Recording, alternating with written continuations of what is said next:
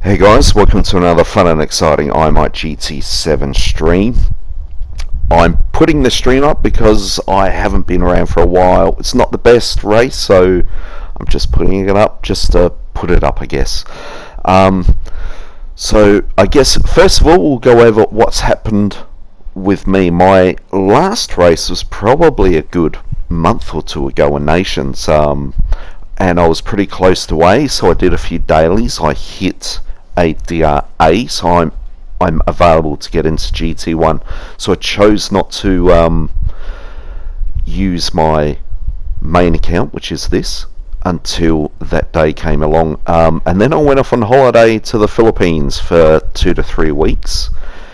And this round, not this round, the last round, Nations started.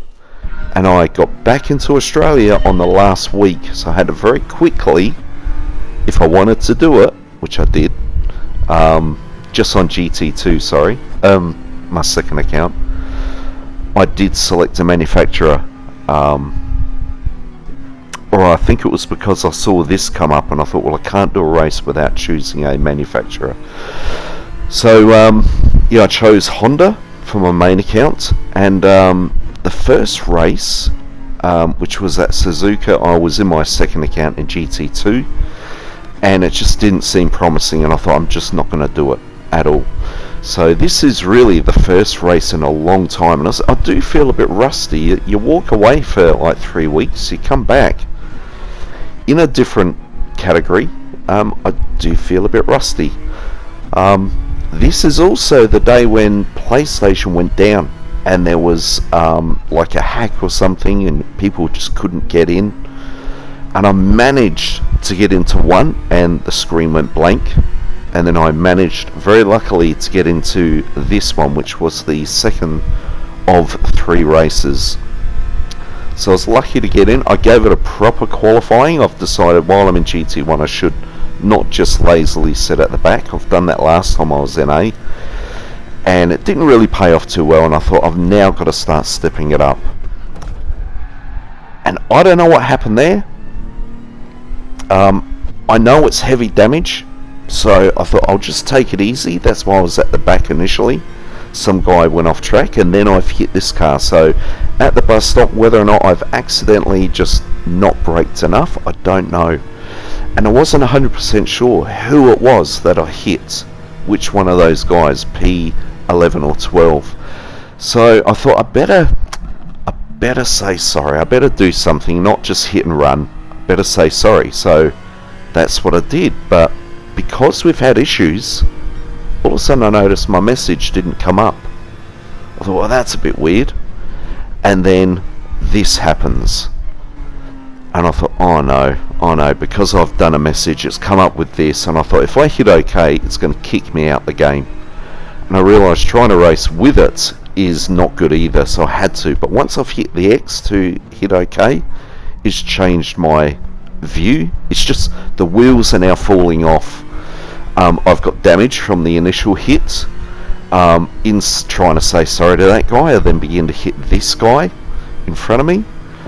Yeah, it was just starting to all go wrong. Now I haven't even got into strat. So this is a race where you have to, it's what, 20 laps. GT2 is 15. This is 20. It's a mandatory pit stop with 3 times fuel and 4 times tyre wear, I believe. So I knew I had to pit anyway. I've got damage. Luckily I've done some practice in lobbies, and I think I had some damage from some reckless drivers, and I pitted lap 4, and near the end I was paying for it. My tyres were pretty worn, so I knew, don't pit on lap 4, go to maybe lap 6. But when the time came, I was in no man's land, and I thought the earlier that I pit, the worse. Although my speed is down now, I'm doing about 10 k's an hour slower than what I should be. I desperately need to be in this guy's slipstream to try and hang on to something. So when I did pit, I was going to pit lap 6, but I just thought, well, the earlier I pit, the worse it is. So I went to lap 7. So I do pit on lap 7 to correct the damage and fulfill the required pit stop. Yeah, and the main thing I said to other people was slipstream is key. That's the main thing you've got to focus on. Don't necessarily worry about tyres or fuel, because you have to pit anyway. So just do not lose slipstream. And I quite dramatically lost it on lap 1, lap 2. It's just yeah, this Honda NSX which I'm in, not the fastest in the world. It just seems to be a little bit lacking, and the reason why I chose the Honda was it's an MR car, and as soon as I opened up manufacturers, there was an image of two cars. They were going down Camel Straight, but it was wet, and I thought, oh, this is going to be a wet round. Pick up an MR car. So that's what I've done, and I'm now regretting it. I think in the future I'm not going to try and overread what things will be like, and just pick the standard cars I generally go for, which is Nissan and Toyota basically. Just stick with the cars that you know, because I'm regretting choosing Nissan now. They do kick ass occasionally, but just occasionally, and at this moment, no. So I have been trying to keep an eye on split times. The guy in front, he's just pulled away, and once I'm out of his slipstream, it just begins to really take off. Keeping in mind of when I'm going to pit, and then you can see I've got my fuel gauge up. I'm just keeping an eye on fuel. So yeah, if the plan was sticking people's slipstream, I'd be right up their backsides. Don't be a hero and try and get to the front. This was the plan before I raced. Yeah, like for example, if I get up to this guy, don't jump in front of him, stick behind him and take advantage of the slipstream. But I wasn't even achieving that. Mainly at the bus stop, I think I was a bit slow. That's where I'd lose it. But around these twisty bits, I'd seem to catch up a bit at times. And then my setup of the car. Of course, I've got hards on. It's hards, intermediate or wet only, so it's just hards all the way. Traction control 2. Not 100% sure if I did need it, but I felt like I did get a bit slidey at certain points, and I don't want to be slowing down corners to not spin out. Just put TC2 on and push. So it looks like someone has quit. So I think I started 11th, and there were 12 of us. So I'm in P10 at the moment. So yeah, traction control and then the ASM on, just to give myself some stability. Had I had them off, would I be faster? Personally, I don't think so. I think I had tried it during the week and not really seeing too much of a difference. Mainly noticing I'm very concerned about going off track, which is something I might need to have to work on. I don't know whether or not to cut bits out, because this can get long and boring, or just to speed it up. But this is, I'll just go up to the pit stop. So good news, yellow flags, people having issues. Hopefully I can catch up to them and grab some slipstream. But I was also glad that I was the only Australian in it, because I thought I'm not going to do well in this. And yeah, the only way to find out is to do it. But funny enough, looking at the replay, I think it's P3, 4, 5, 6, 7 and 8 were in a bunch. You can just see them going around the just going around towards the bus stop almost. I just wished I was with them, you know, just to be in their slipstream, because they're really bunched up together. And I think 2 of them, so there's about 5 cars, 2 or 3 of them have damage. So yeah, opportunity missed there, I guess. Door number 13, because is that right? 13? was going to say because there were 14 of us. I really can't remember. But yeah. So I think when you go from GT2 as a DRB driver and you get enough points and you get into A, I do believe they give you enough points so that you can stay there for a little while. So instead of just getting into A, because you lose a race and go DR down, you're back into B, and you're stuck in this no man's land of being up and down, up and down. So I do get the feeling they give you a few extra points, maybe an extra 5,000, so you can afford to lose a few races and familiarise yourself. So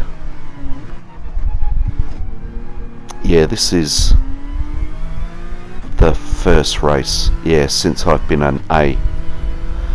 And I'm posting this because people are curious about, you know, when I get into A, how do I do? Not that great.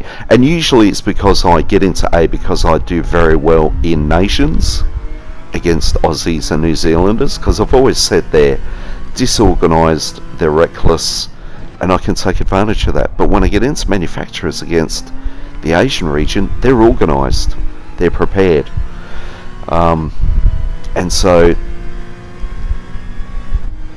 I struggle against that, yeah. And so therefore I go back down to a B, and then I go back to Nations, and I'll work myself back up into an A, and then I'm back into... So I do wonder whether or not, if I ever go through this again, I just go to my second account and do manufacturers and just avoid manufacturers so I don't drop DR, and then I eventually get into GT1 with Nations against other Australians. Because if I do this enough, I'll be back to GT2 DRB.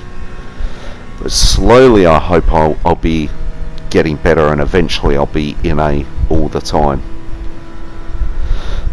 Yeah. Alright, I think I'll leave it at that, guys. And I'm either going to speed it up or chop bits out. Oh, so we're pitting now. And yeah, I wasn't sure, should I take tyres? And then I thought, yeah, do it. And I looked at my tyre wear. Luckily you can see it on the screen, the tyre wear. Because I told myself if I don't, I'm saving 4 seconds if I don't, but I'll regret it once I'm back out on track. So I thought, change tyres. So this, yeah, I've done 7 laps. I've got 13 to go, and I thought the fuel and the tyres should... oh, that was doing the repairs. I was thinking I've fueled up, why aren't I going? That's right, repairs. Yeah, I thought if I was up the front I'd have a lot to lose, but I'm down the back, so I thought just get everything done. Change tyres, repair the car, top it up a little bit more than what you think. And funny enough, near the end I think I was still just struggling a touch, I believe.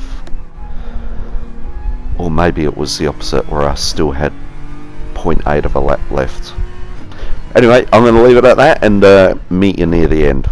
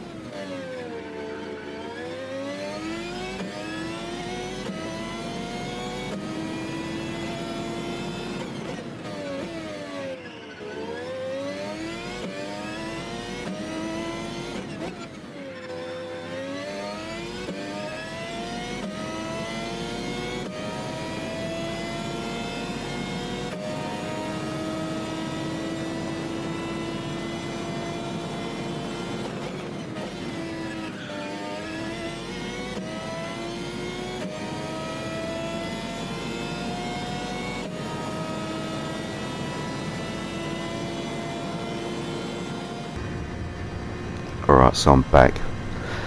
Yeah, so final lap, and you can see I'm just struggling through this.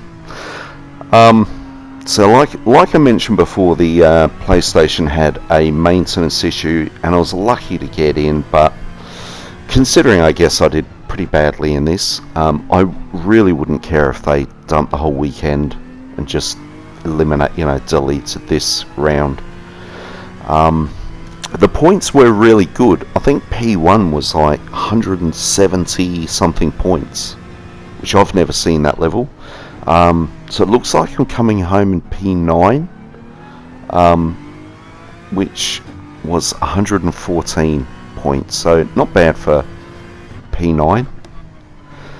I did start P11, so one guy did quit, and I think 2 people went off track. Been able to keep the car in good condition, mainly because there's been no one around me, but yeah, just I kind of felt like this wasn't going to be a good race for me. I'm hoping Spa, being wet, will be a little bit better, but mentally, guys, I need to get back into looking for a job.